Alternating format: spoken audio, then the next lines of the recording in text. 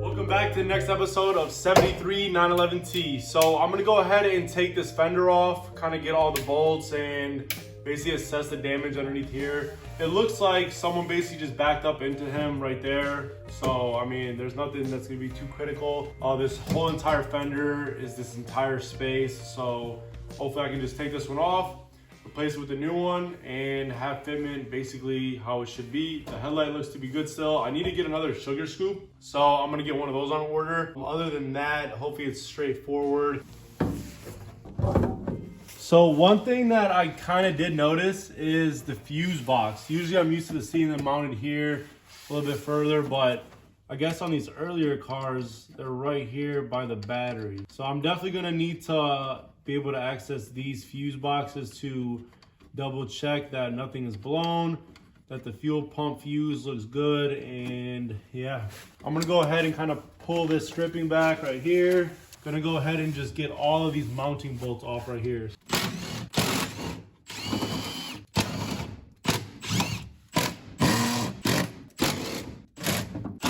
So I went ahead and got some of these inner bolts as well.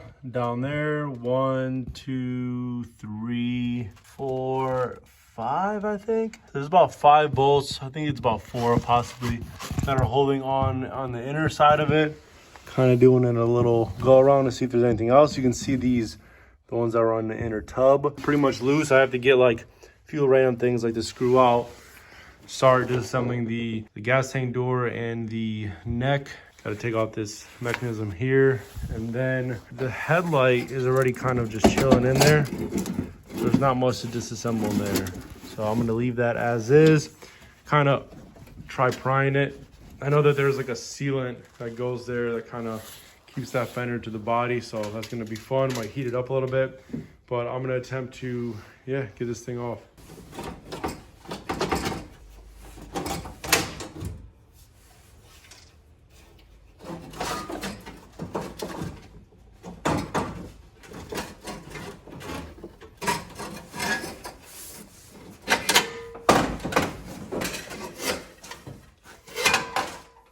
Oh yeah, there she is.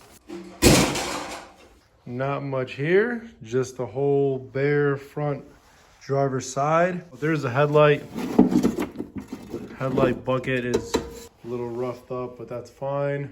This has a crack in it on the back side, so that's trash. But other than that, everything else is basically perfect. Nothing structurally messed up there. Definitely an early car looking body. So I'm gonna go ahead and take a few things off that fender, maybe clean up a little bit and call it a night for now. So that was the first time I took one of these air-cooled fenders off, and now I understand why people kind of, you know, say that getting them to fit in the gaps perfect is a little tough. It's like an art. That makes sense because all these bolts and the ones underneath. It's not like the S2000s I'm used to working on where, you know, it's a few bolts up top and a couple at the bottom and then on the fender or on the front bumper. So, yep.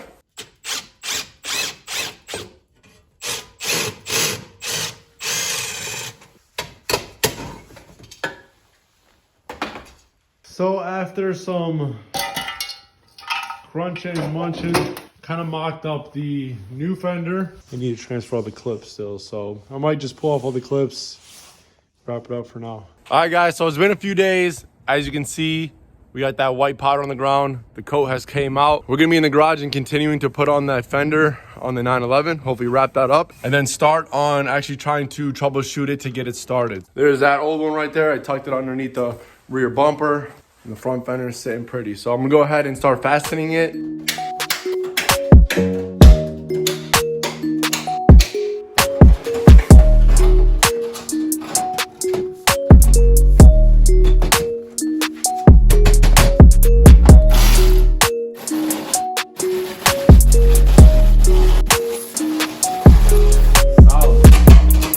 So the new fender is on. I got it placed on with all the side bolts. It's definitely gonna need a lot of adjustment. These Porsche fenders, you need to still get them to fit exactly with these body lines, but for now, so it looks a lot better than just a smashed white fender. So there are some people interested to see how the bumpers were mocked on the body. As you can see, it's kind of an L bracket. So kind of couple bolts that get mounted to the body, and then a bolt that gets mounted to the front bumper. So as you can see, the bracket was bent a little bit, so I'm gonna go ahead and take it off, bend it correctly right back, and then remount.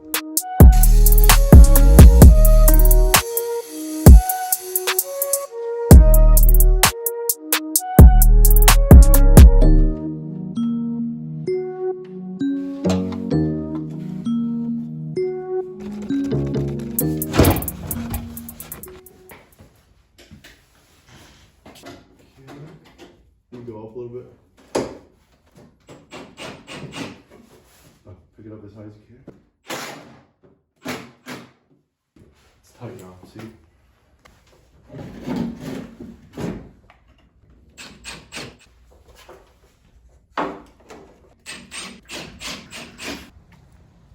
It's beginning to look a lot like Christmas. So it's starting to come down here in Cleveland. Got the car pulled out in its natural habitat. Front bumper is fitted. New fender is fitted.